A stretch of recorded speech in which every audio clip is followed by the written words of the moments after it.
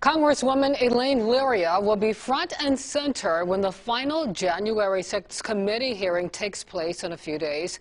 10 on Your Side just spoke with her about her place in history and what she hopes to accomplish.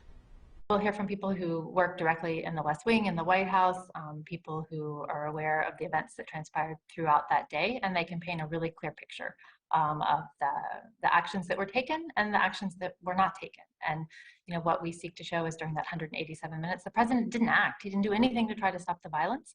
In fact, he just essentially sat silent when he had the possibility to speak to the nation, as presidents do from the Oval Office. And the idea of a duty, the president has a duty clearly outlined in the Constitution to make sure that the laws are faithfully executed. On this day, he did not take that action, especially as the commander-in-chief to protect against all threats, foreign and domestic. And it was a dereliction of duty.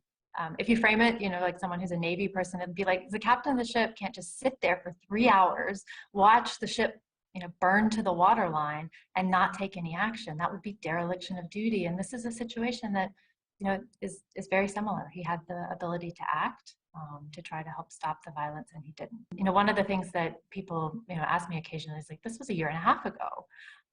But what I would say is that, it's still a present danger today. The things that led to the violence on January 6th, the extremist groups, the ideologies, the undermining of people's trust in our election system, those things are things that we still have to grapple with.